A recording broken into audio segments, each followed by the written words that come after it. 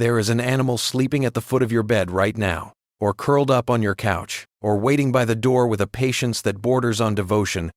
And if you stop to think about it, really think about it, the fact that this creature exists at all, in this form, in this relationship with you, is one of the strangest and most beautiful accidents in the history of life on Earth. No other animal has done what the dog has done.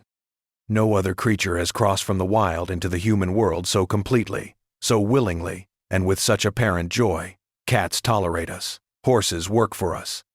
But dogs seem to genuinely love us, and for reasons that science is only now beginning to fully understand, we love them back in ways that go far deeper than reason or utility.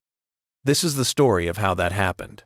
It is a story that begins in ice and darkness, somewhere on the edge of human survival, and it winds through every civilization, every war, every disaster, every quiet evening, in every ordinary home, across the entire history of our species. It is, in a very real sense, the story of us. To understand where dogs come from, you have to go back much further than most people expect. Not to ancient Rome, not to Egypt, not even to the earliest farmers. You have to go back to a world that looks almost nothing like our own. A world locked in the grip of the last great ice age, where bands of Homo sapiens moved through frozen landscapes, hunting megafauna, sheltering in caves, surviving on the absolute edge of what was biologically possible. It is in that world, somewhere between 15,000 and 40,000 years ago, depending on which scientist you ask, that the relationship between humans and wolves began to shift into something unprecedented. And the reason it happened is not what most people assume. The popular image of early dog domestication usually involves a kind person finding a wolf puppy, raising it, and then breeding it selectively over generations. That image is almost certainly wrong. Domestication was not a project. It was not a plan. It was an accident, or rather, a long series of accidents that accumulated into one of the most transformative partnerships in the history of life. To understand how it actually happened, you need to understand something about wolves, about humans, and about the strange economics of survival in a world without agriculture. Wolves at this point in history were everywhere. They ranged across Europe, Asia, and North America in numbers that are almost impossible to imagine today. They were extraordinarily intelligent, deeply social, and supremely adaptable hunters. And they faced the same fundamental problem that humans faced: finding enough food to survive in a landscape that was beautiful, brutal, and largely indifferent to their existence. Some researchers believe that the first tentative steps toward domestication began not with humans capturing wolves, but with wolves choosing humans. Certain wolves, the bolder ones, the ones less afraid of people, may have begun following human groups, feeding on the scraps left at camp edges, the bones discarded after butchering, the refuse that accumulates wherever large social animals gather. These wolves were not pets. They were opportunists.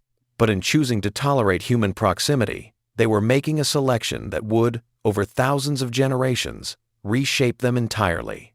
The key concept here is something called self-domestication, and it is one of the more fascinating ideas in modern evolutionary biology. The theory, championed by researchers like Brian Hare at Duke University, suggests that wolves essentially domesticated themselves by selecting for a single trait: reduced fear of humans. Wolves that were less reactive, less likely to flee or attack when a human came near, were able to exploit a reliable food source. They survived better. They reproduced more. Their offspring inherited that slightly reduced fear threshold, and over hundreds of generations, that single behavioral change began to cascade into physical and cognitive changes that no one could have predicted.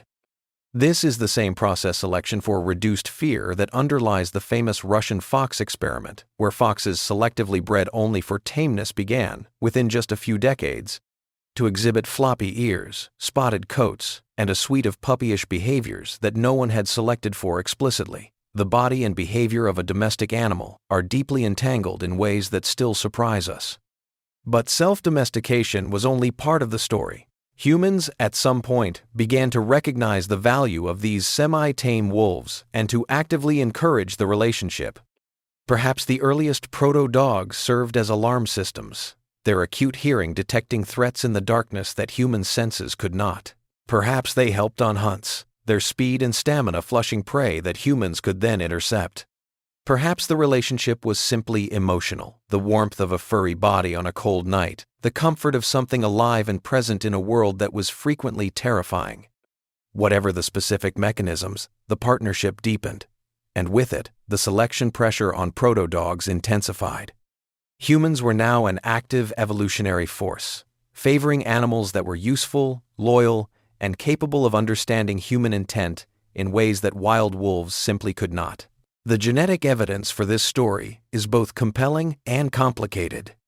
In the early 2010s, several major genomic studies attempted to pinpoint exactly when and where domestication occurred, and they produced results that initially seemed contradictory. Some analyses pointed to East Asia, China, Southeast Asia as the origin point. Others suggested Europe. Still others pointed to Central Asia or the Middle East. The disagreement was so fundamental that it prompted a kind of crisis in the field. How could the same genetic data yield such different conclusions? The answer, researchers eventually realized, was that they were asking an overly simple question. Domestication was probably not a single event in a single place. It may have happened independently in multiple locations, or it may have happened once and then been followed by a complex history of mixing, migration, and replacement that scrambled the genetic signal beyond easy interpretation. A landmark 2016 study suggested that dogs may have been domesticated once in Asia, and then a second population of dogs may have been domesticated independently in Europe, with the two populations subsequently mixing, and the Western dogs largely replacing the Eastern ones in much of the world. It is, frankly, a mess, and a deeply interesting one. The archaeological record, meanwhile, tells its own story, and it is a story full of holes and surprises. The oldest unambiguous dog remains bones that are clearly morphologically distinct from wolf bones, smaller and with a shorter snout date to around 14 to 15,000 years ago. The most famous early find comes from a Paleolithic burial site in Germany called Bonn Oberkassel, where the remains of a man, a woman, and a dog were found buried together. The dog's bones showing clear signs of a severe childhood illness that had been nursed through, meaning someone had cared for this animal, had fed it and tended to it while it could not care for itself. That burial is around 14,000 years old, and it suggests that by that point, dogs were not just tools, they were companions, they were members of a social group. The emotional bond that you feel today for the animal sleeping at the foot of your bed has roots that stretch back into the deep Paleolithic, to a moment of tenderness that crossed 14 millennia to reach you. Other early remains have been found in Israel, in Russia, in China, in Belgium, a mosaic of sites suggesting that proto-dogs were widespread fairly quickly once the domestication process gained momentum.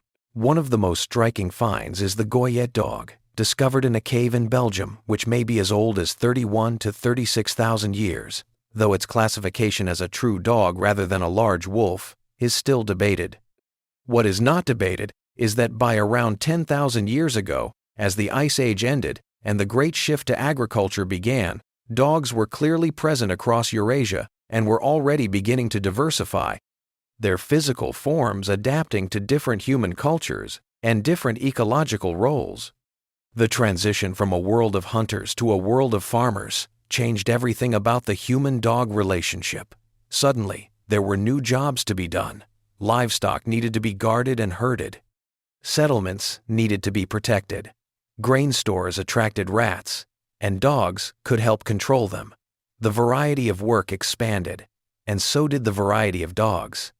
This is the beginning of what we might loosely call breed formation, not the deliberate scientific breeding of the modern era, but the gradual, unconscious selection by human communities of animals that excelled at specific tasks. Herding dogs developed in regions where sheep and cattle were central to survival. Guardian breeds emerged in places where wolves and predators still threatened flocks. Sighthounds, lean, long-legged, built for speed, appeared in the open landscapes of the Middle East and North Africa, where visibility was high and the prey could be run down in open terrain. Scent hounds, developed where forests and dense undergrowth required a different approach, tracking by nose rather than by eye.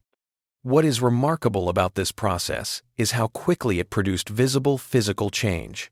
Dogs are arguably the most morphologically diverse species on the planet, more so than any other mammal. The difference in size between a Chihuahua and a Great Dane is greater than the size difference between a house cat and a lion. The variation in skull shape, ear type, coat texture, leg length, and body proportion within the single species Canis lupus familiaris exceeds anything seen in virtually any other domestic or wild species. And this explosive variation happened in a geological eye blink, a few thousand years. The reason lies in a phenomenon called developmental heterochrony, the manipulation of developmental timing that can produce radical changes in adult form from relatively minor genetic tweaks, and in the small number of genes that control major developmental pathways. Dogs are, genetically, a kind of lesson in how much variation is possible when selection pressure is intense and consistent. As dogs spread with human populations across the globe, they became embedded in the spiritual and cultural lives of the civilizations that developed. In ancient Mesopotamia, the dog was sacred to Gula, the goddess of healing, a fitting association, since even in the ancient world, there was an intuition that dogs and medicine were connected. Temples dedicated to Gula kept large numbers of dogs, and the sick would come to be licked by these animals, a practice that sounds strange to modern ears, but may have had some basis in reality. Dog saliva contains a compound called lysozyme, an enzyme with mild antibacterial properties. Whether it actually helped heal wounds is questionable, but the association between dogs and healing persisted across multiple ancient cultures in ways that suggest a deep, widespread intuition. In ancient Egypt, the dog-headed god Anubis presided over the dead, guiding souls through the underworld. This was not a demotion. The Egyptians took death enormously seriously, and the gods of the afterlife were among their most important. Dogs were associated with both death and protection in Egyptian belief, and this dual role makes a certain kind of sense. Dogs guarded the living, and so perhaps they also guarded the dead. Egyptian art is full of dogs, hunting hounds, depicted in precise detail on tomb walls, dogs resting beneath their owners' chairs, dogs named and mourned when they died. We know the names of individual Egyptian dogs that lived nearly 4,000 years ago. We know that people grieved them. The evidence of this grief is carved in stone, and it resonates across the millennia with an intimacy that no other ancient human-animal relationship quite matches. The Greeks had Cerberus, the three-headed hound who guarded the entrance to the underworld, a terrifying figure, but also in some interpretations a fundamentally loyal one, performing his guard function for eternity. The goddess Hecate was accompanied by dogs, and her dogs were associated with the boundary between the living world and the dead, appearing at crossroads and in the night. Artemis, goddess of the hunt, kept a pack of hounds. Odysseus's faithful dog Argos is one of the most heartbreaking figures in all of classical literature. A dog who waited 20 years for his master's return recognized Odysseus the moment he came home disguised as a beggar, wagged his tail, dropped his ears, and died. Homer wrote that scene with a tenderness that has moved readers for nearly 3,000 years. It works because it is true to something real. Anyone who has ever had a dog understands exactly what Homer was describing. In Norse mythology, the hound Garm guarded the gates of hell, the realm of the dead. In Hindu tradition, the god Yama, lord of death, rode with two dogs as his companions and messengers. In Aztec culture, the Xoloitzcuintli, one of the world's oldest and rarest dog breeds, still alive today, was believed to guide the dead through the underworld. And these dogs were often sacrificed and buried with their owners. The pattern repeats across cultures so consistently that it points to something fundamental. Dogs existed at the boundary between humans and the unknown. They went where humans feared to go. They hunted in the dark. They kept watch through the night. It was natural, even inevitable, that human imagination would extend their domain beyond the physical world. But dogs were not merely symbolic. They were profoundly practical. In the millennia before the agricultural revolution, dogs were quite possibly the edge that allowed modern humans to outcompete other hominids, including Neanderthals. This is a hypothesis, not a proven fact, but it has serious scientific backing. Neanderthals were not weak or stupid. They were large-brained, skilled hunters who had survived in Europe for hundreds of thousands of years. And yet, roughly 45,000 years ago, modern humans arrived, and within a relatively short time, the Neanderthals were gone. Many explanations have been proposed for this. Some researchers, including anthropologist Pat Shipman, have argued that the key advantage may have been dogs, or rather proto-dogs, the early wolf-human alliance that modern humans had and Neanderthals apparently did not. With dogs helping to locate, track, and hold prey at bay, modern humans would have been dramatically more efficient hunters. The edge in calories and protein could have been decisive. We cannot prove this, but the timing is suggestive, and the potential impact is almost impossible to overstate. Hunting with dogs is ancient, universal, and remarkably sophisticated. The sighthounds of the ancient Middle East Salukis and their kin could run down a gazelle across open desert, combining the visual acuity to spot prey at enormous distances with the speed and stamina to run it to ground. These dogs were prized so highly that they were often treated as royal possessions, given beds of their own, dressed in silk, mourned with the same ceremonies as honored humans. The Saluki may be one of the oldest distinct breeds in the world, with evidence of Saluki-type dogs appearing in Sumerian art dating back 6,000 years. They were bred so carefully and for so long that they remained remarkably consistent in form across millennia, a testament to how seriously ancient peoples took the engineering of useful animals. Scenthounds represent a different evolutionary strategy entirely.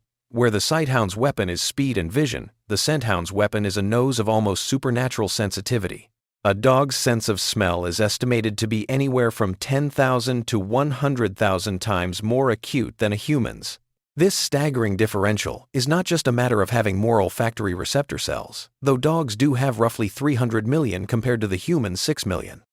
It is also a matter of neural architecture. The olfactory bulb in a dog's brain, relative to total brain size, is proportionally 40 times larger than in humans. Dogs live in a world of scent that we can barely imagine, a world where every individual, every object, every place broadcasts a continuous stream of chemical information that the dog reads as easily as you are reading these words. A dog can smell a person's emotional state. It can detect the scent of fear, excitement, illness, and hormonal changes. A trained scent hound can follow a trail that is days old, interpreting the fading gradient of scent molecules left in soil and vegetation to reconstruct the path of an animal that has long since moved on. The bloodhound takes this to an extreme that borders on the absurd. Its nose is among the most powerful biological instruments in the animal kingdom. It has been used to track human fugitives for distances exceeding 100 miles. Its trailing ability is so reliable that bloodhound evidence has been admitted in courts of law in the United States. The dog's identification of a scent trail, matched to a specific individual, considered sufficiently trustworthy to contribute to a criminal conviction. There is something both magnificent and slightly unsettling about that fact. A creature bred by humans over centuries to find other humans, performing its function so perfectly that it operates as an instrument of justice. The herding dogs represent yet another expression of canine intelligence, one that is, in some ways, even more impressive than scent tracking, because it requires the dog not just to use its natural abilities, but to actively suppress its deepest instincts. Herding is modified predation. The dog approaches, stalks, circles, and moves livestock using the same behavioral sequences that a wolf uses to hunt prey, but it must stop just short of the kill. The eye of a border collie, as it fixes its gaze on a sheep and begins its slow, crouching stalk, is pure wolf. But the control, the precision, the ability to read the movement of an entire flock and respond to a whistle command from a human 300 meters away, that is something else entirely. Border collies are consistently ranked among the most intelligent dog breeds, and they demonstrate a capacity for sustained focus and complex problem-solving that continues to astonish researchers. One famous study at the Max Planck Institute involved a border collie named Chaser, who, over the course of 3 years of intensive training by her owner, a retired psychology professor named John Pilley, learned the names of over 1,000 distinct objects' toys, mostly, each individually named and retrievable on command. Chaser demonstrated not just rote memorization, but genuine categorical understanding. She knew that objects belonged to categories like ball or frisbee, and she could infer the name of a new object by a process of exclusion if asked to fetch an object whose name she did not recognize. She would deduce that the unfamiliar name must refer to the unfamiliar object in the pile. This is a cognitive process called fast mapping, and it is the same basic process that human children use in early language acquisition. The fact that a dog could do it at all was considered remarkable. That Chaser could do it with a vocabulary of 1,000 items was frankly extraordinary. Guard dogs have a history as long as human settlement itself. The moment people had something worth protecting, they turned to dogs to protect it. The massive Molossian dogs of ancient Greece, ancestors of today's Mastiff-type breeds, were armored in spiked collars and sent into battle. Roman armies brought Molossians with them on their campaigns, and these dogs fought and died alongside soldiers across Europe, North Africa, and the Middle East. The Romans also kept dogs to guard their homes. The famous Cave Canem beware of dog mosaics found at the entrances of Pompeian houses are among the most endearing pieces of domestic Roman archaeology, evidence of a mundane daily reality interrupted and preserved by catastrophe. The same sign essentially that people put on their gates today. Sled dogs represent perhaps the most extreme expression of the working dog's physical capabilities. In the Arctic and subarctic regions of the world, Alaska, Canada, Greenland, Siberia, dogs were not just useful, they were the technology that made human life in those environments possible at all. Without sled dogs, the indigenous peoples of the far north could not have achieved the mobility necessary to exploit the dispersed, seasonal resources of the Arctic. The dogs, Siberian Huskies, Alaskan Malamutes, Greenland dogs, and their kin were selected over thousands of years for endurance, cold tolerance, and the ability to convert food to energy with extraordinary efficiency. A team of sled dogs can cover more than 100 miles in a single day in temperatures that would kill an unprotected human in hours, pulling loads of several hundred pounds. The famous 1925 Serum Run to Nome, the relay of 20 sled dog teams that carried diphtheria antitoxin nearly 700 miles across Alaska in brutal winter conditions to prevent an epidemic, is the most celebrated moment in sled dog history, and the story has a kind of heroic quality that genuine history rarely provides so neatly. The lead dog on the final leg of the relay, a husky named Balto, became an international celebrity. His statue still stands in Central Park in New York City. But most mushers at the time argued that a different dog, Togo, had actually made the most important contribution, covering the longest and most dangerous section of the route, nearly 200 miles, at a far greater age and in far worse conditions. Togo was 13 years old at the time of the run, ancient for a working sled dog, and he drove through a frozen sea during a whiteout blizzard with a kind of determination that seemed to go beyond training. His musher, Leonhard Seppala, called him the most remarkable dog he had ever known, and Seppala was a man who had spent his life working with extraordinary dogs. The military use of dogs is a thread that runs through virtually every major conflict in recorded history. The Persians and Macedonians used war dogs. Napoleon used dogs as sentries. During the First and Second World Wars, dogs were used for message carrying, running through fire and mud to deliver communications between positions, for detecting mines and booby traps, for tracking, and for searching through rubble for the wounded. In the First World War alone, the Germans trained 50,000 military dogs. The British and French, who had initially dismissed the idea, were eventually forced to follow suit. Dogs proved capable of navigating terrain and conditions that were impossible for human messengers. They were faster, lower to the ground, harder to shoot. In the Second World War, the United States launched the K-9 Corps, eventually deploying approximately 10,000 dogs in various roles. One of the most decorated war dogs in American history was a mixed-breed dog named Sergeant Stubby, who served with the 102nd Infantry Regiment during the First World War, actually predating the formal K-9 Corps by several decades. Stubby warned his unit of gas attacks by smelling the gas before human senses could detect it, located wounded men in no man's land between the trenches, and on one occasion, actually caught and held a German spy by the seat of his pants until American soldiers arrived to apprehend him. He was wounded in action twice, was treated as a full member of his unit, and after the war became a celebrity, meeting 3 presidents and marching in more parades than most generals. His stuffed remains are on display at the Smithsonian Institution. In modern warfare, military working dogs, primarily German Shepherds, Belgian Malinois, and Dutch Shepherds, perform roles that technology has so far been unable to replicate. They detect explosives, narcotics, and human targets with a sensitivity that no electronic sensor yet produced can match. They apprehend suspects, clear buildings, and perform scouting functions in situations too dangerous for human soldiers. One military working dog achieved a level of fame that surprised even the military when news emerged that a dog had participated in the 2011 raid that killed Osama bin Laden. The dog's identity and breed were classified. The fact that a dog was in the room where one of the most consequential special operations missions in American history was conducted somehow felt simultaneously surprising and inevitable. Search and rescue dogs occupy a different moral universe from military dogs. Their work is entirely about saving life. The physical and cognitive demands placed on them are extraordinary. A search and rescue dog must be able to work in rubble, in forests, in water, in mountains, often in conditions of extreme physical danger, following the faint, diffuse scent of a living human through chaos. The dogs used in the search through the wreckage of the September 11 attacks German Shepherds, Labrador Retrievers, Golden Retrievers. Border Collies worked for days in conditions of psychological and physical stress that took a real toll. Their handlers reported something unexpected. The dogs began to show signs of depression.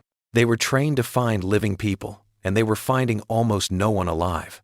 Several handlers resorted to hiding themselves in the rubble for the dogs to find, just to maintain the dogs' morale and motivation, giving them a success experience in the midst of overwhelming failure. That story reveals something important about dog psychology. These animals are not emotionless tools. They have something that functions like morale. They can be demoralized. They need to succeed. The capacity for something resembling emotional investment in a task is part of what makes dogs so extraordinarily effective as working animals and so difficult to explain in purely mechanistic terms. Service dogs represent one of the most sophisticated expressions of the human-dog partnership ever achieved. Guide dogs for the visually impaired have existed in formal programs since the 1920s. When a German program established after the First World War to provide dogs to blind veterans inspired an American woman named Dorothy Harrison Eustace to write about the program in the Saturday Evening Post. A young blind man named Morris Frank read the article, contacted Eustace, and traveled to Switzerland to train with a German shepherd named Buddy. When Frank returned to the United States, Buddy became the first formally trained guide dog in America, and the partnership sparked the creation of the first guide dog school, still operating today as the Seeing Eye in Morristown, New Jersey. What Buddy did for Morris Frank, providing independence, mobility, and connection to a world that blindness had made dangerous and isolating, was and remains genuinely life-changing. Modern service dogs go far beyond guide work. Dogs are now trained to detect the scent of a diabetic emergency before the person's blood sugar drops to dangerous levels, giving them time to intervene. They are trained to sense oncoming epileptic seizures, sometimes minutes before the person themselves feels any warning signs, using cues that scientists are still working to fully identify possibly subtle changes in body odor caused by the neurological changes preceding a seizure. Dogs are trained to assist people with severe psychiatric conditions, providing grounding during dissociative episodes, interrupting self-destructive behaviors, and performing physical tasks for people with PTSD that reduce their need to interact with a world that feels threatening. The mechanisms by which service dogs accomplish some of these more extraordinary tasks are not fully understood, but the effects are real, measurable, and in some cases appear to be essentially magical when viewed from the outside.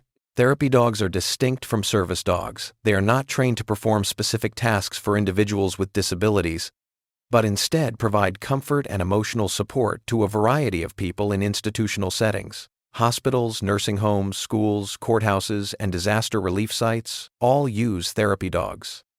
The evidence for their effectiveness is substantial. Studies have shown that interaction with a therapy dog reduces cortisol levels, lowers blood pressure, decreases anxiety, and increases social engagement in people ranging from children with autism to elderly individuals with dementia to trauma survivors giving testimony in court. In some jurisdictions, a child testifying about abuse in court is now permitted to have a therapy dog present for comfort during testimony, a simple, humane accommodation that has been shown to improve both the well-being of the child and the quality of their testimony. Police and detection dogs occupy territory between the service dog and the military dog. Narcotic detection dogs can identify the smell of dozens of specific illegal substances through containers, vehicles, luggage, and multiple layers of packaging. Cadaver dogs can locate human remains that have been buried, submerged, or scattered by animals, sometimes detecting scent from remains that are decades or even centuries old. Arson dogs are trained to detect the specific chemical accelerants used to start fires deliberately. Currency detection dogs can find hidden cash. Bed bug detection dogs have achieved accuracy rates that exceed those of human inspectors. The list of things dogs can smell and specifically detect on command continues to grow as trainers and researchers test new applications. One of the most extraordinary recent developments in canine detection has been cancer-sniffing dogs. Multiple studies have demonstrated that dogs can detect certain cancers, including lung, breast, colorectal, prostate, and ovarian cancers from breath or urine samples with accuracy rates that match or in some cases exceed conventional diagnostic tests. The mechanism is not fully understood, but cancer cells produce distinct volatile organic compounds that appear in a patient's breath and urine, and dogs can detect these with their extraordinary olfactory sensitivity. This is not yet a standard diagnostic tool. It faces practical and regulatory hurdles, but the research has inspired the development of electronic nose technology that attempts to replicate what dogs can do, with the goal of creating cheap, non-invasive cancer screening devices. The dog, once again, is leading human technology somewhere it might not have gone otherwise. The science of dog cognition has exploded in the last 20 years. Driven by a generation of researchers who found themselves asking the question that dog owners have always asked: what is actually going on inside that head? The field was jump-started in part by Brian Hare's research on social cognition, which demonstrated that dogs possess an ability to read human social cues, specifically to understand pointing and gaze as communicative gestures, indicating the location of hidden food that even chimpanzees, our closest relatives, struggle to match. Dogs understand that when a human points at something, they mean for the dog to look there. Wolves and chimpanzees, despite in many ways being cognitively more sophisticated, generally do not. This capacity appears to be an evolved adaptation specifically to the human social environment, developed over the thousands of years of domestication. Dogs were not just shaped physically by their relationship with humans. They were shaped cognitively. They evolved to understand us in a way no other animal has. This social cognition has depth and nuance. Dogs follow the direction of human gaze. They look to humans for guidance when faced with an unsolvable problem, a behavior called social referencing that human infants perform and that other animals generally do not. They understand differential attention. They behave differently when they know they are being watched versus when they believe they are unobserved. A remarkable series of studies showed that dogs will steal forbidden food far more readily in a dark room than a lit one, suggesting a theory of mind, an understanding that the human's knowledge of the world is limited by what the human can see. This is a sophisticated social cognitive capacity that many scientists once believed was unique to humans and great apes. But the question of dog emotions is perhaps even more contested and more important. Do dogs actually feel emotions? Not perform emotional behaviors, but genuinely experience something analogous to joy, grief, fear, or love? The scientific consensus has shifted dramatically in recent decades. The old behaviorist position that we cannot and should not attribute emotional states to animals has given way to a more nuanced view, supported by neuroimaging and behavioral evidence, that dogs do experience functional emotions. internal states that influence behavior in ways analogous to the role emotions play in human experience. Gregory Burns, a neuroscientist at Emory University, trained a group of dogs to lie still in an MRI machine, a feat of behavioral engineering that required months of careful preparation, and then scanned their brains while presenting them with various stimuli. When dogs smelled the scent of a familiar human, the caudate nucleus, a brain region associated with reward and positive anticipation in humans, showed consistent activation. The response was different from the response to the scent of an unfamiliar person, and different again from the response to food. Burns interpreted this as evidence that dogs form genuine emotional attachments to specific individuals, not merely conditioned associations with a source of reward. The dog brain responds to the scent of a loved person in a way that looks remarkably like what happens in the human brain in the same situation. That finding does not prove that dogs experience love in the way we understand it, but it strongly suggests that whatever they experience is not nothing.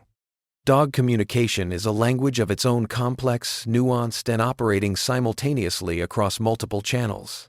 The tail is the most famous. Its position and movement communicate emotional state in a vocabulary that every dog owner unconsciously learns to read. But recent research has revealed even more detail than most people realize. Studies by Giorgio Valortigara and colleagues in Italy showed that the direction of tail wagging carries meaning. A wag that biases toward the dog's right side indicates positive affect, engagement, and approach motivation, while a leftward bias indicates negative affect, anxiety, or withdrawal motivation. Other dogs can read this signal. When dogs see another dog wagging with a left bias, they show stress responses. When they see a right-biased wag, they relax.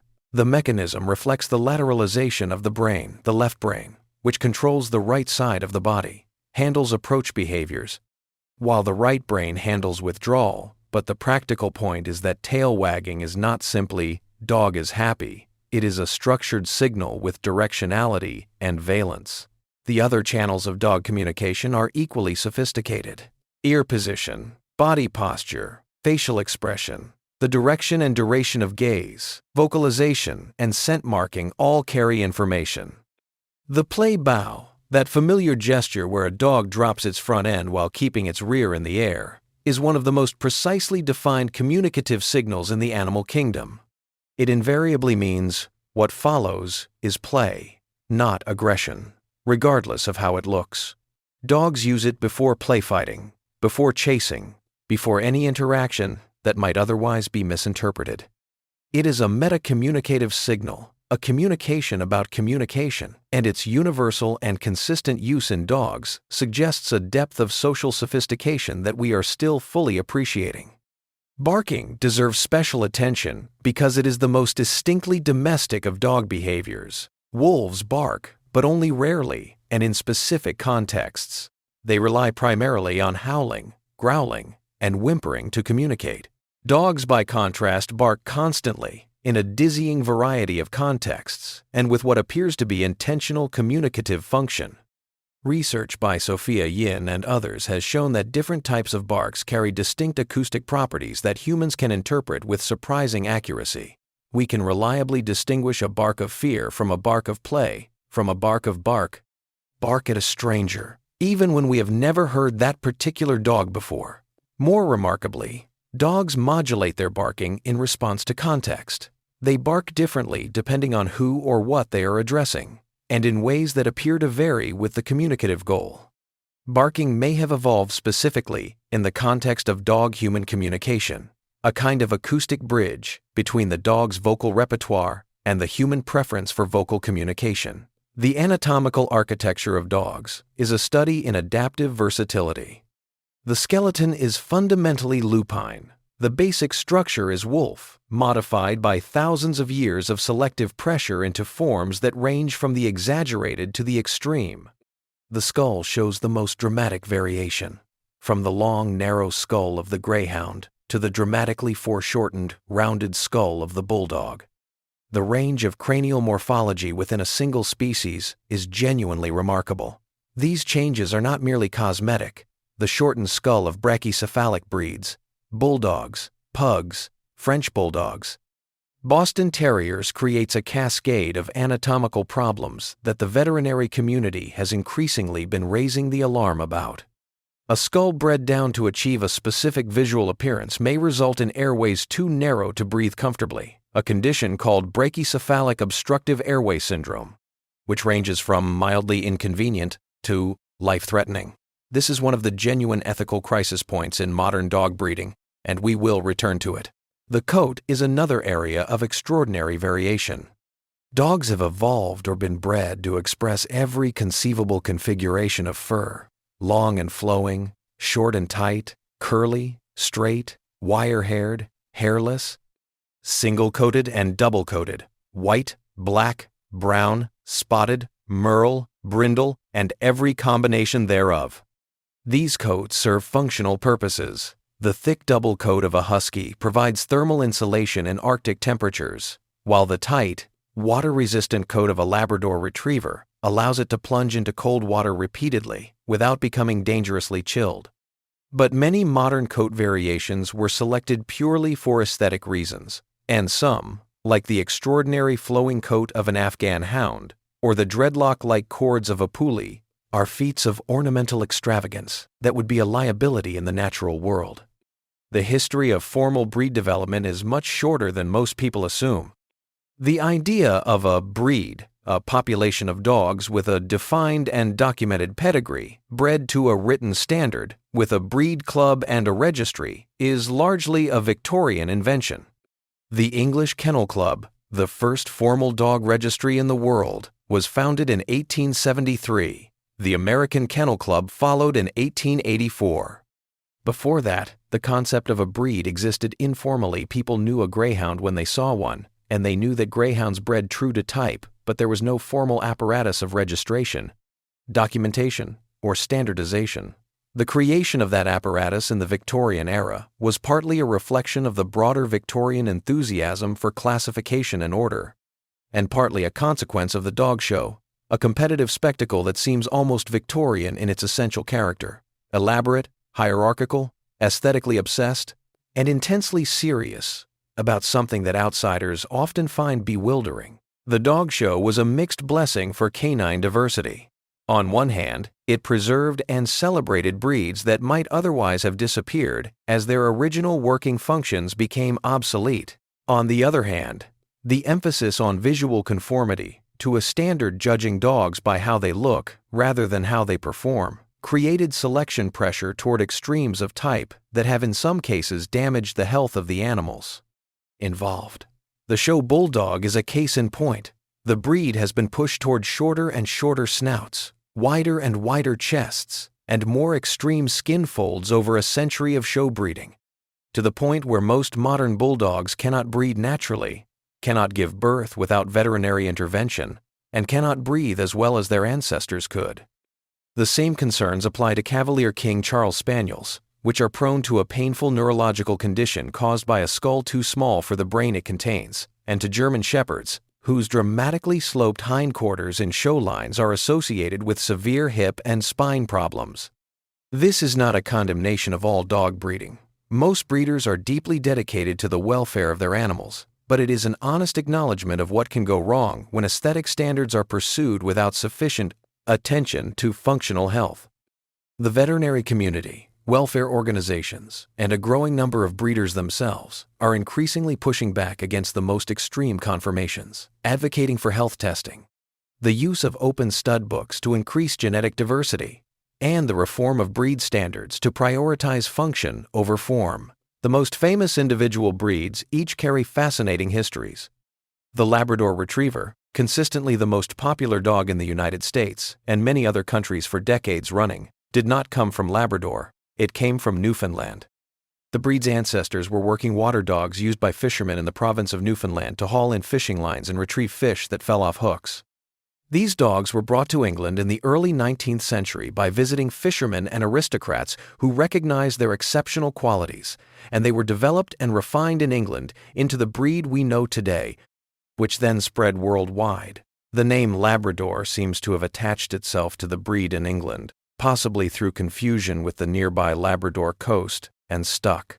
The German Shepherd was essentially invented in the late 19th century by a German cavalry officer named Max von Stephanitz, who attended a dog show in 1899 and saw a dog named Hector Lynxrhein, which struck him as the perfect embodiment of everything a working dog should be.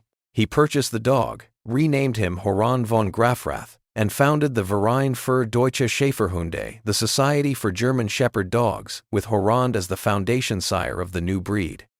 Von Stephanitz had a clear vision, a working dog of supreme intelligence, physical capability, and trainability. He was not interested in aesthetics for their own sake. His breed standard was built around function. Within a few decades, the German Shepherd had become not just Germany's most popular breed, but one of the most widely distributed and versatile working dogs in the world. Von Stephanitz spent the rest of his life fighting against what he saw as the corruption of his breed by show breeders who prioritized appearance over ability, a fight that resonates uncomfortably with debates still happening today. The Dachshund, with its distinctly improbable body plan, was bred specifically to pursue badgers' formidable, fierce burrowing animals into their underground dens. The long, low body allowed the dog to fit into a badger tunnel, and the remarkably loud bark for a small dog served to locate the dog underground when the confrontation was happening below the surface. The name means badger dog in German. The exaggerated proportions that we now find charming were functional engineering for a very specific and rather dangerous job. The bloodhound, mentioned earlier for its extraordinary nose, is one of the oldest of the formal breeds, with a lineage that can be traced to monastery-bred scent hounds in medieval Belgium. The monks of the Saint Hubert Monastery in the Ardennes kept careful breeding records, possibly the earliest formal dog breeding records in history, maintaining a line of tracking hounds that became so respected that they were presented as annual gifts to French and later English royalty. The English called them bloodhounds, possibly a reference to their pure blood, their aristocratic lineage, rather than to blood tracking, though they can certainly do that too. Rare breeds occupy a fascinating edge of the canine world. The Norwegian Lundehund is a dog so specialized as to seem almost implausible. It was bred specifically to hunt puffins on the steep sea cliffs of Norway. It has 6 toes on each foot for grip, ears that fold forward or backward to keep out dirt and water, a neck that can bend far enough backward to touch the spine, a flexibility that allows it to navigate the impossibly tight puffin burrows it was required to work in. This extreme specialization is a reminder of how far selective breeding can push a single species, and it also illustrates the conservation value of rare breeds. The Lundehund nearly went extinct during the Second World War and was saved by the efforts of a single dedicated breeder. It carries genetic material and behavioral adaptations that exist nowhere else. The Azawak is a sight hound from the Sahel region of West Africa, lean to the point of architectural abstraction, with bones so close to the surface of the skin that the dog appears almost skeletal at rest. It was bred by the Tuareg people of the Sahara to hunt gazelle across open desert and to guard camps, and it developed in relative isolation for thousands of years, producing a genetic profile distinct enough from other sighthound breeds that it is considered one of the most ancient and genetically unique dog populations in the world. The Saloitsquint-Lee, the hairless dog of the Aztecs, mentioned earlier, is similarly ancient, with evidence in pre-Columbian ceramic art that is over 3,000 years old. It is among the rarest breeds in the world, and efforts to preserve it have accelerated in recent decades as awareness of its historical significance has grown. Puppy development is a process that never fails to produce wonder in people who study it closely. A newborn puppy is essentially incomplete, born with eyes and ears sealed, unable to regulate its own body temperature, entirely dependent on its mother. The brain is remarkably underdeveloped at birth, more so than in many other mammals, and the period of rapid neural development that occurs in other species before birth is, in dogs, extended into the first months of postnatal life. This has enormous implications for behavioral development. The socialization window, the period during which a puppy is maximally receptive to learning what is and is not safe in the world, runs roughly from 3 weeks to 12 to 14 weeks of age. Experiences during this window have a disproportionate and lasting effect on the adult dog's behavior and temperament. A puppy that meets many different people, animals, and environments during this period develops the neural flexibility to cope with novelty and stress.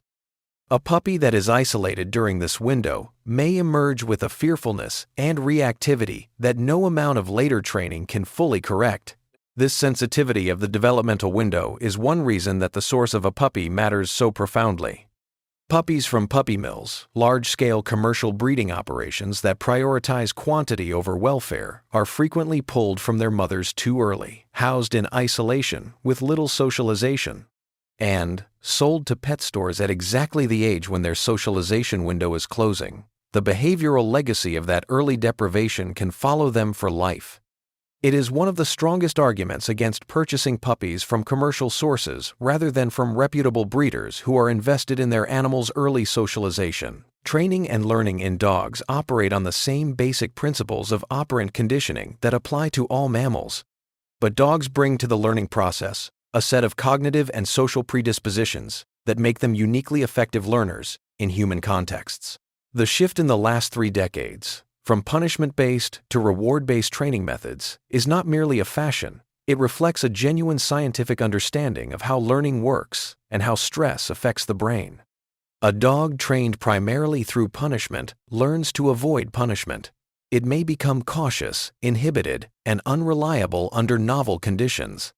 A dog trained through positive reinforcement learns what works, develops confidence, and generalizes learning more effectively to new situations.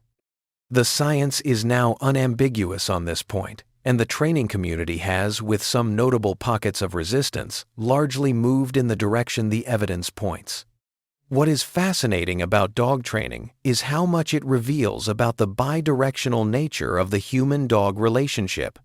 Training is not something done to a dog, it is something done with one. The most effective trainers consistently describe a kind of dialogue with their animals, a process of mutual negotiation and communication in which the dog is an active participant, constantly providing feedback about what is clear, what is confusing, what is motivating, and what is not. Dogs that appear stubborn in training are often dogs that are confused, or that are finding the training environment stressful, or that have been asked to perform something that conflicts with a deeply ingrained behavior. The solution is almost never more pressure. It is almost always better communication. The psychology of why humans bond so intensely with dogs is a question that has occupied researchers in fields ranging from evolutionary biology to social neuroscience. One of the most striking findings in this area involves oxytocin, the hormone associated with social bonding, maternal behavior, and attachment in mammals. When a human and a dog gaze into each other's eyes, both the human's and the dog's oxytocin levels rise. This is not a response that occurs between humans and wolves, even hand-raised and apparently socialized wolves. It is specific to dogs. The gaze response in humans is normally a feature of human-to-human bonding. We look into the eyes of people we love, and the mutual gaze reinforces attachment. Dogs have essentially hijacked this system. They look at us in a way that other animals do not, and in doing so, they trigger in us a neurochemical response that is functionally identical to the response we have to other humans we care about. This is either deeply manipulative or deeply beautiful, depending on how you look at it. Evolutionary anthropologist Helen Fisher has argued that the human love of dogs may be partly explicable in terms of neoteny, the retention of juvenile features in adult animals. Dogs, relative to wolves, have shorter snouts, larger eyes relative to their faces, higher foreheads, and floppy ears, a suite of features that resemble juvenile features in many mammals, including wolves. Humans appear to have a hardwired response to these features. We find them appealing. They trigger caregiving instincts. The same response underlies the appeal of human babies, and to some extent of baby animals generally. Dogs, in their domesticated form, are perpetual puppies in some senses, physically and behaviorally neotenic, maintaining throughout their lives a playfulness, dependence, and emotional expressiveness that wolves exhibit only in their youth. We find this irresistible. We are, quite literally, built to. The health benefits of dog ownership have been studied extensively, and the results are consistently striking. Dog owners have lower blood pressure, lower cholesterol, lower triglycerides, and lower rates of cardiovascular disease than non-owners, even after controlling for other variables. They recover from heart attacks more quickly and with better outcomes. They visit doctors less frequently. They exercise more. Dog owners walk significantly more than non-owners, driven by the daily obligation of walking their animals. They experience lower levels of loneliness and social isolation, in part because dogs serve as social catalysts in public spaces, facilitating human-to-human interactions that might otherwise not occur. A person walking a dog is approached by strangers far more frequently than a person walking alone, and these brief social interactions, trivial as they may seem, contribute meaningfully to the social fabric of daily life. For elderly individuals living alone, the effects can be especially pronounced. Studies have shown that pet ownership in older adults is associated with reduced cognitive decline, better physical health, and lower rates of depression. The dog provides routine, purpose, physical activity, and unconditional companionship to people whose social networks have been depleted by age, geography, and loss. There is something quietly heroic about the role a dog plays in the life of an elderly person who might otherwise go days without meaningful social contact. The dog does not know it is performing a welfare function. It is just being a dog demanding walks, soliciting affection, providing presence. But the effect on the human is real, substantial, and in some cases life-saving. The relationship between children and dogs has its own dynamics, its own research literature, and its own complexity. Growing up with a dog is associated with higher levels of empathy, lower rates of childhood anxiety and depression, and better social functioning.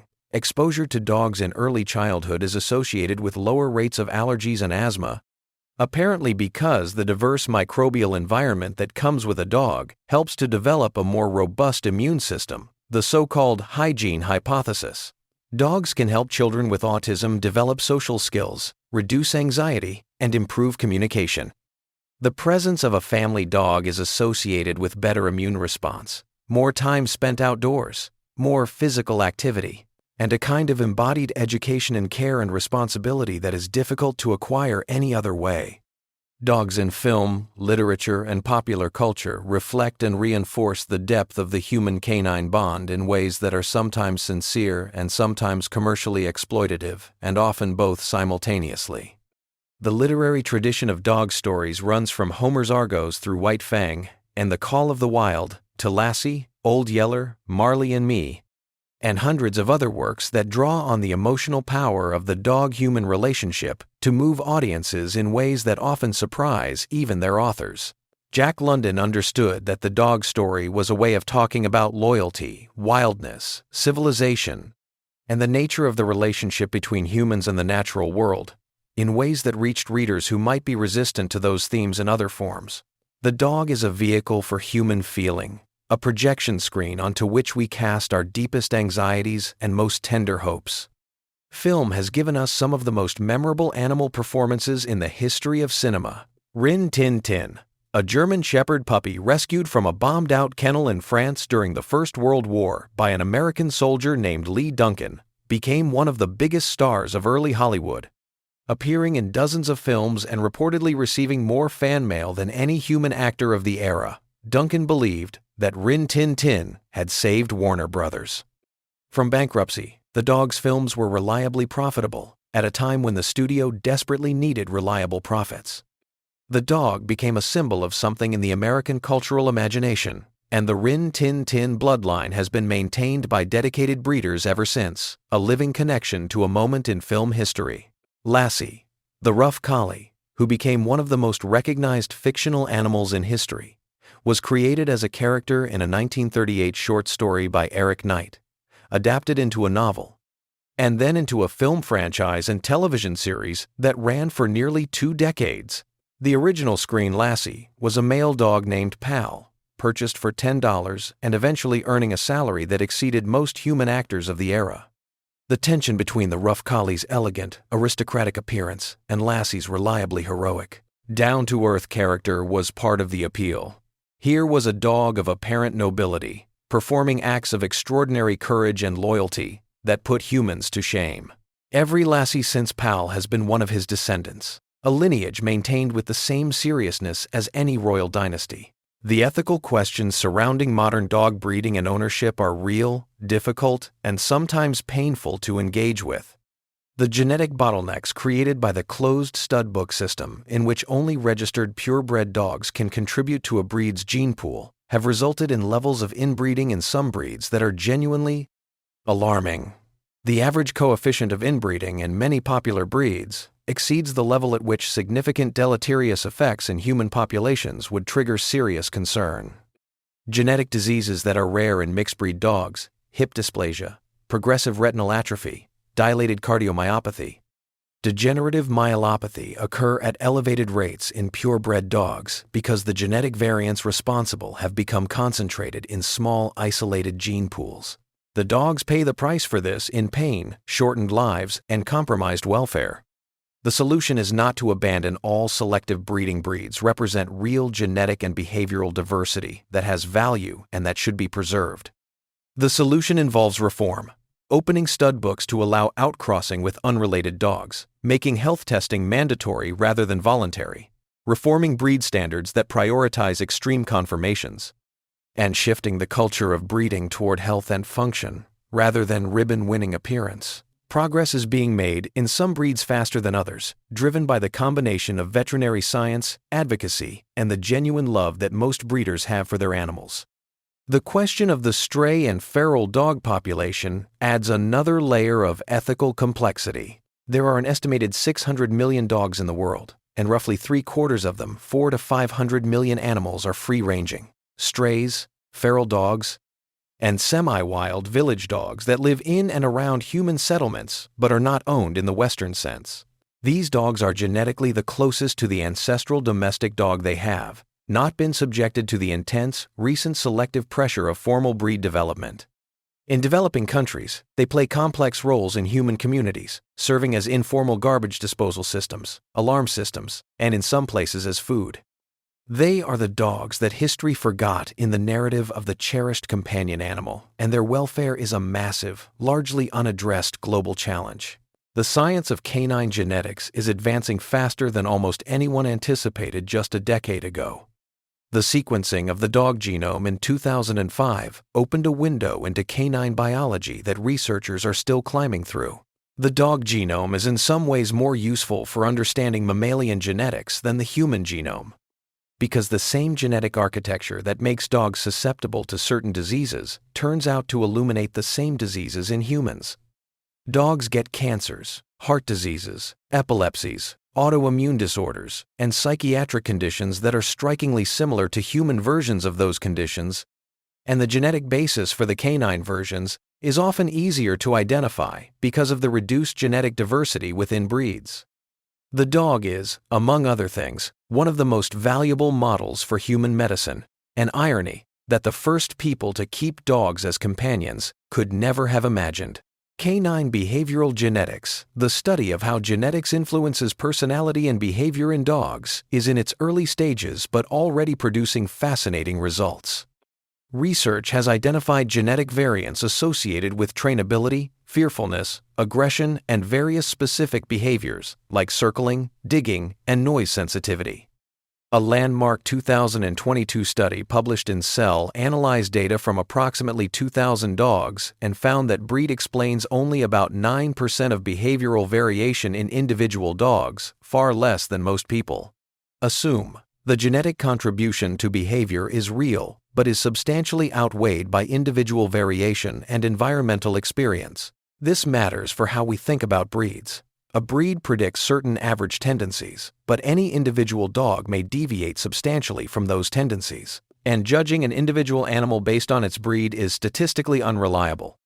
The growing field of canine archaeology is constantly revising our understanding of the dog's deep history. Ancient DNA analysis, extracting and sequencing genetic material from archaeological dog remains has become more sophisticated, and the results continue to complicate the story. A 2020 paper analyzed ancient dog genomes from sites spanning 10,000 years and found evidence of at least 5 distinct ancestral dog populations at the end of the Ice Age, suggesting that dog populations were much more diverse and geographically structured in the ancient world than they are today. Many of these ancient lineages have since been replaced by more recent populations that expanded with human migrations, and the genetic legacy of the very earliest dogs has largely been diluted or lost. preserved only in a handful of ancient and indigenous breeds that remained isolated from the major later migrations. The future of dogs, their biology, their role in human life, their welfare, their genetic diversity, is actively being shaped by decisions being made right now. Designer breeds and intentional crossbreeds, Labradoodles, Cavapoos, Golden Doodles, represent a new kind of informal breed formation happening outside the traditional registry system, driven by demand for specific combinations of traits and largely unregulated. Some of these crosses are genuine improvements on both parent breeds in terms of health and temperament. Others replicate or compound the problems of the parent breeds. The regulatory and ethical framework for dog breeding has not caught up with the pace of change. Genetic engineering is beginning to enter the canine sphere. Chinese researchers have used CRISPR gene editing to produce muscular dogs by deleting the myostatin gene, which normally limits muscle growth. The stated purpose was to model human muscular diseases, but the work raised immediate questions about the possibility of gene-edited designer dogs. The combination of gene editing technology and the human appetite for novel companion animals creates a future that is potentially extraordinary and potentially alarming in equal measure. The dog's role as a medical detection and assistance animal is expanding continuously. Dogs are being trained to detect COVID-19 from sweat samples. They are being used to monitor blood glucose in diabetic patients with a reliability that approaches continuous monitoring technology. Research programs in multiple countries are working to expand and formalize cancer detection protocols. As scientists better understand what exactly dogs are detecting in these contexts, the knowledge feeds back into the development of electronic sensors and diagnostic tools. The dog is actively accelerating human medical technology, which is a sentence that no one who first proposed it would have guessed would be taken entirely seriously. Cognitive neuroscience is also deepening its engagement with the dog mind. Increasingly sophisticated imaging technology, behavioral paradigms adapted from developmental psychology, and a growing body of comparative data are beginning to build a picture of dog cognition that is richer and more nuanced than either the dismissive, "it's just a dog" view, or the anthropomorphic, "it thinks just like us" view. Dogs are cognitively different from humans in ways that matter. They are better at some things, worse at others, and differently oriented in ways that reflect their evolutionary heritage and their social environment. They are social specialists. They are extraordinarily sensitive to social and emotional cues. They are relatively poor at the kinds of individual problem-solving that other primates excel at. They are not small, furry humans. They are dogs, which is something entirely different and in many ways more interesting. Alexandra Horowitz, a cognitive scientist at Barnard College and author of the magnificent book Inside of a Dog, has spent her career asking what the dog's subjective experience of the world might be like if we could see it from their perspective. The dog's world, as she describes it, is organized primarily around smell rather than vision, around the immediate present rather than the remembered past or anticipated future, around social relationships and their shifting dynamics rather than abstract ideas. The dog's nose leads it through a world of layered scent information that is almost incomprehensible to us, a world where the history of a place is written in the molecular residue of everything that has passed through it, where another individual's emotional state is as visible as their physical form. To think seriously about what it is like to be a dog is to be forced to confront the poverty of our own sensory world and the richness of theirs. And yet, and this is perhaps the most remarkable thing about dogs, despite living in this perceptually alien world, they choose, again and again, to orient themselves toward us. They seek our faces. They read our emotions. They adjust their behavior to our moods and states with a sensitivity that most humans never fully achieve in their relationships with other humans. The wolf that first edged toward the firelight of a human camp made a choice, or rather, made a series of small choices over many generations that ended in the extraordinary situation we have today, where two radically different species have become so deeply intertwined that neither one is quite comprehensible without the other. Think about what dogs have given us. They helped us hunt the animals that fed our earliest ancestors. They guarded the settlements that became the first cities. They pulled the sleds that extended human range into the Arctic. They found the wounded on battlefields, detected the bombs on roadsides, guided the blind through traffic, alerted the diabetic to a crisis in the night. They helped children learn to speak. They stood beside soldiers who were afraid, and beside patients who were dying, and beside witnesses who needed courage. They made us walk when we needed to walk. They made us laugh. They made us cry. They made us feel less alone in the world. What we gave them in return is more complicated. We gave them food and shelter and safety from the predators that once threatened their wild ancestors.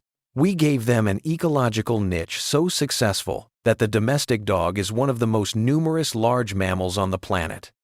We gave them purpose and work, and the deep satisfaction that working animals seem to take in doing the jobs they were bred to do. We gave them affection, imperfect, inconsistent, sometimes misguided, but real and abiding affection that has been documented in burial sites and carved in stone and written in every literature of every civilization that has ever coexisted with them. We also, it must be said, gave them suffering, the suffering of breeds shaped by aesthetic vanity into bodies that hurt, the suffering of working dogs asked to work beyond endurance in conditions no creature should endure. The suffering of the hundreds of millions of dogs that live on the margins of human society, underfed and unwanted, walking the edge between tolerance and persecution. The relationship has never been perfectly clean. It has always been, like all the most important relationships, complicated. But then consider this. Of all the animals on Earth, across 4 billion years of evolution, across the churning complexity of ecosystems and niches and selective pressures and random genetic chance, this one specific lineage of social carnivores found its way not just into proximity with humans, but into the deepest interior of human social and emotional life. They found their way into our homes, our beds, our myths, our hearts, our brains. The process that began with a few bold wolves at the edge of a fire on a cold night somewhere on the steppes of the ancient world has produced something that has no parallel in the history of life, a true interspecies partnership, operating across every dimension of existence, sustained over thousands of generations, evolving continuously as both parties change. The dog sleeping at the foot of your bed carries within its cells the genetic memory of that first wolf. Its face, turned toward you in the dark, is the product of 40,000 years of selection, for exactly that, for turning toward the human face, for reading it, for responding to it. Every look your dog gives you is the descendant of every look every dog has ever given every human it loved. The relationship is not just old. It is ancient, in a way that reaches down to the foundations of what both species are. We made each other, and the story is not finished. What the next chapter of that story looks like, how genetic science, behavioral research, cultural change, and global ethics will reshape the dog's role in human life, is not yet written. But it will be written, as all chapters of this story have been written, by the two of us together. The wolf chose us once, at the beginning of everything. We have been choosing each other ever since. And if the last 14,000 years are any indication of how that choice plays out, the future is something to be genuinely curious about. Because here is the thing about dogs that science keeps discovering, and that dog owners have always known. The more carefully you look at them, the more extraordinary they become. Every answered question opens 3 new ones. Every study that reveals a new cognitive capacity, or emotional depth, or sensory ability, adds another layer to a relationship that already has more layers than anyone has fully mapped. We have been living with these animals for longer than civilization has existed, and we are still, in the most fundamental sense, just beginning to understand them. That is not a failure of knowledge. That is the measure of how much is there. The dog at the foot of your bed is an evolutionary miracle, a historical artifact, a living record of one of the longest and most successful partnerships in the history of life. It is also, simply, a dog individual, particular, itself, with its own quirks and preferences and ways of moving through the world. Both things are true. The science and the specific love are not in tension. They are the same thing, approached from different directions, describing the same profound and inexhaustible reality. That reality has a name, and it is curled up somewhere near you right now, breathing slowly, dreaming of something, and waiting, with its characteristic patience, for you to wake up.